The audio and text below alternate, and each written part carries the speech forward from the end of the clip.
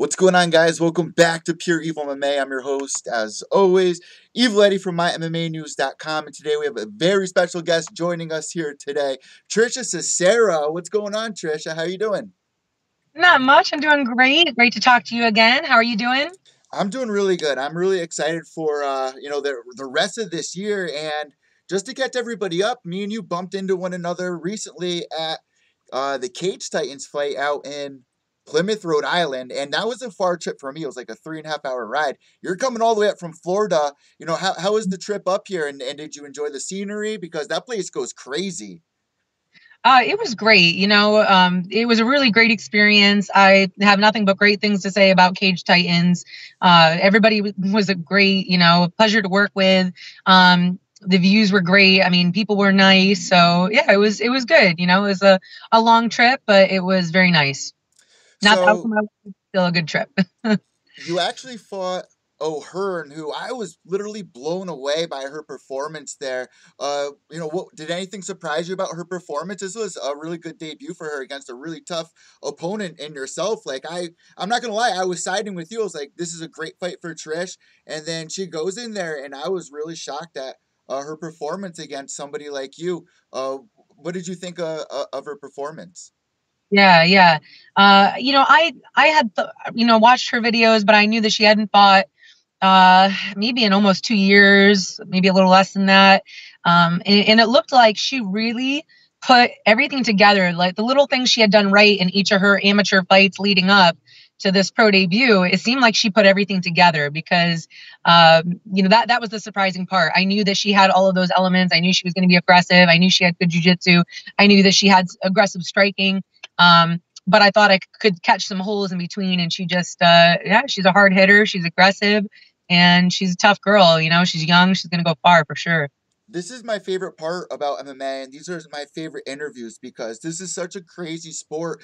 You get so wrapped up with like your emotions, and like you've been doing this your entire life, Trisha. Like since you're a little girl, like you've seen what the sport has and like the dark sides of it, the good sides of it, and throughout the entire journey, there come situations like you're in right now, and I get so interested in how you maintain that mental strong. Like you were undefeated as an amateur, and which gets me into the next topic here. You're going to be fighting a girl that you've already beaten in your amateur run. So how are you motivated for this fight?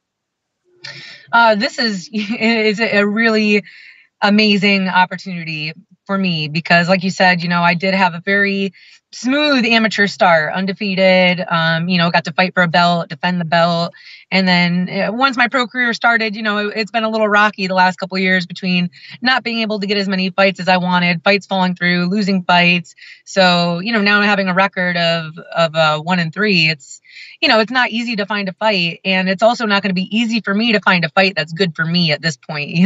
I definitely realized that. So, this opportunity to fight somebody that I'm familiar with, we had a very great fight the first time around, but I did come out decisively, won by armbar. So it's not like it was some split decision or some weird thing like that. Like I've already won, but I know there's holes from my last fight. So I'm very excited having the confidence that I can beat Angie, that I have beat Angie, and knowing the little mistakes that I've made in the past between my pro fights and with her that I can, have plenty of time to fix now.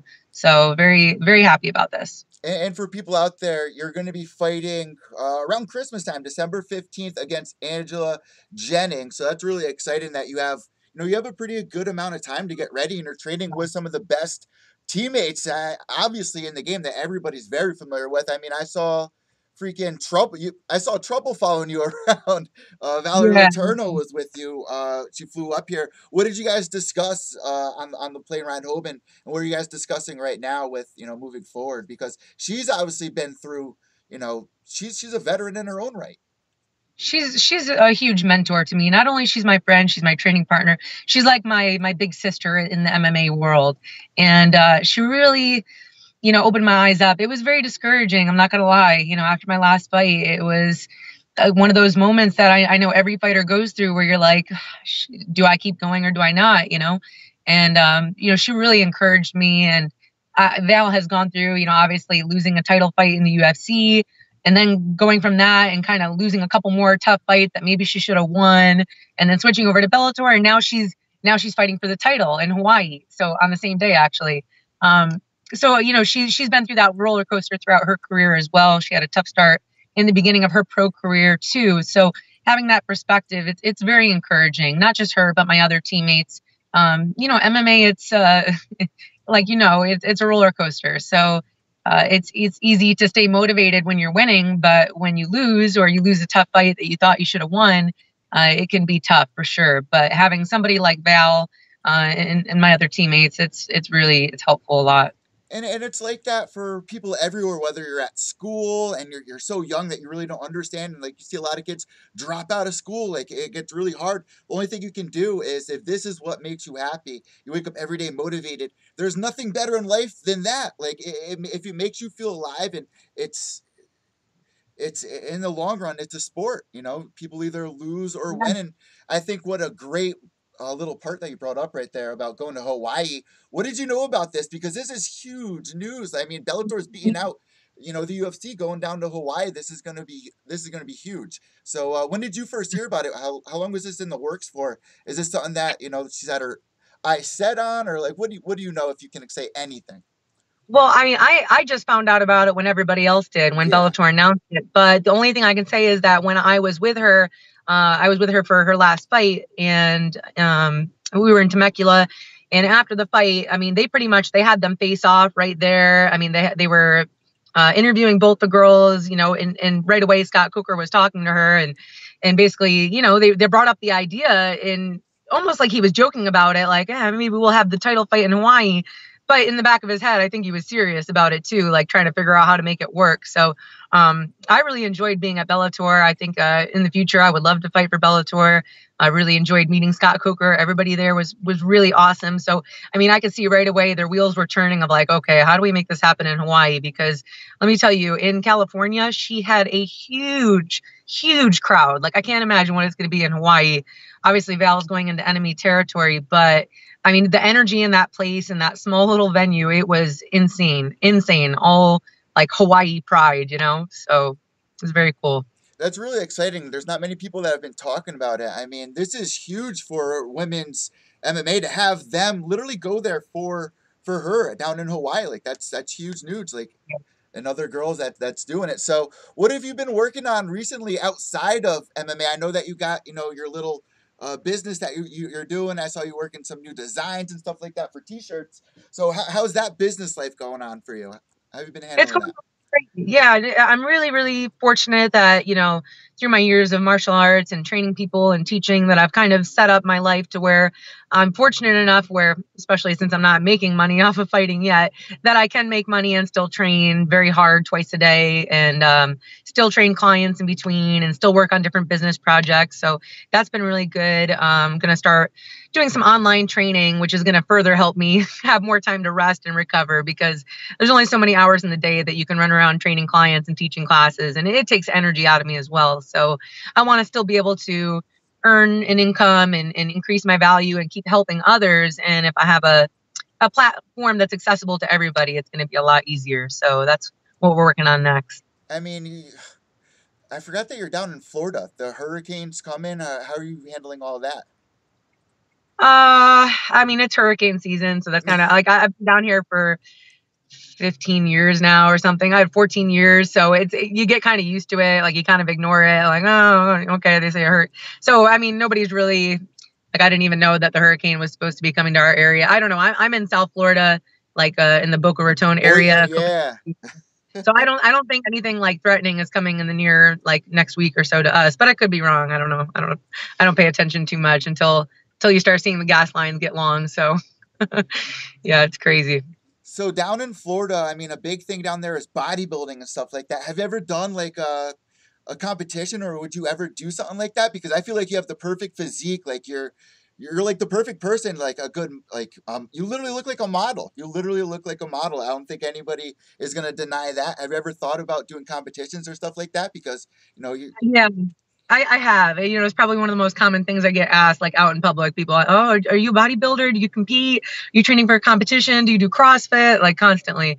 I don't know if I could ever, maybe things will change, who knows, but I can't picture myself, walking out in the heels and doing the poses and stuff. But I would consider doing a powerlifting competition for sure. I love weightlifting. I'm competitive, so maybe in the future when I'm done fighting, that's definitely a world I would explore. You know, some kind of strong woman competition or something. I don't know, but yeah, something in that realm. So have you been following like EBI lately? Have you been following along with all that? Yeah. Oh yeah, I love watching those. There's a lot of new grappling tournaments. The high rollers, the quintard, the EBIs, like a lot of cool stuff in the jiu-jitsu world. So I was thinking, since we're talking about Hawaii, me and my co-host James McSweeney were thinking that maybe BJ Penn should enroll in something like that over coming back to the octagon and face. Would you be excited to see somebody like BJ Penn do an EBI over fighting the UFC again?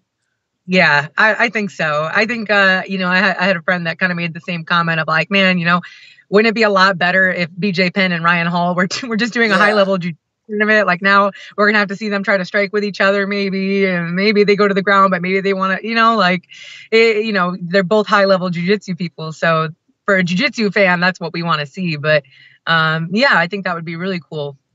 So last but not least, before we let you go, I really want to touch on what people can expect when they tune in to watch your fight or they go to your fight December 15th for XFN when you face off against Angela Jennings for the second time. What is everybody going to see that night? It's going to be a war. You know, there's really there's no real bad blood between me and Angie. You know, we had a great fight. We were both respectful to each other after the fight. But I think that there were some things that she said after our first fight, just little things since we were amateurs. You know, oh, if there was 2 more minutes in the round, I could have won. Oh, if we didn't have shin guards, you know, I could have done it. That's kind of what I heard through the grapevine. So I want to make sure that this time around, again, there's no excuses. I win decisively. You know, definitely going to get another finish, whether it's on the feet. I'm working a lot on my stand up right now, but I'm always working my jujitsu. I'll be doing Miami Open in the next month before I start really getting into the camp. So it's going to be a war. It's going to be a war. There's going to be a finish. I know she's going to come for blood. She wants that revenge. She wants that rematch. So it's going to be, I mean, it's going to be awesome. It's on Flow Grappling. So if you can't make it, you can still watch it. We're really excited that it's streaming on there. And, you know, if you can come watch it, it's plenty of time to get a plane ticket and get a ticket and, you know, get down here. So, yeah. Thank you so much, Trisha. Last but not least, you know what we always like to do on the show. The floor is all yours if you have any sponsors, your social media tags, which if you're watching the video cast, you can see down below here. But just for the people listening to the podcast, where can they find you on social media? You know, mostly I'm on Instagram, which is just my full name at Trisha Cicero. And yeah, I just want to thank mostly right now, you know, my teammates, my coaches, and really, you know, my fans, my supporters like yourself for really, it means a lot to still have that support. As an athlete, even when there's been some rocky moments in my career, for the people and my coaches, my friends that have like stood by me, supported me. I just want to thank everybody because that's what makes it possible to keep going is you guys. So without your support, it's you know, it wouldn't be possible. So thank you guys. And we're looking forward to it. These are the most exciting times in somebody's career. So we're looking forward to see you get back on the train here and prove to the world that you're UFC material because we know that you are. This has been in your bloodline. It's in your DNA. So it's only a matter of time. You know how the sport is. And I want to thank you so much for joining us here today. Have a great day and be safe. Thank you so much. You too. There you guys go. Trisha Cicero joining us here on Pure Evil MMA. I want to thank everybody for tuning in live because I know that the UFC fights are going on right now on UFC Fight Pass. Kind of caught by surprise. I mean, it started about 20 minutes ago on UFC Fight Pass. If you guys want to go check that out, I just feel, let me say one thing about this before I sign off here. It's been about a month now since we've lost UFC Pick'em. I really want to know the difference in people tuning in for the prelims because I feel like a big part of having something like UFC Pick'em, like there were thousands of people that were tuning in to watch the early prelims because they made their picks on it. They want to talk about it with their MMA friends and family in the community, like we have at Pure Evil MMA. Now that's gone, so like the the motivation to want to see some of the early fights or to watch it on UFC Fight Pass. I'm not saying it's all riding on that, but for a good majority of people that I know and that I can attest to, seeing it personally, people just not as motivated to want to watch the prelims or even as motivated to watch the fights because they don't have that attachment anymore to it that UFC Pick'em brought.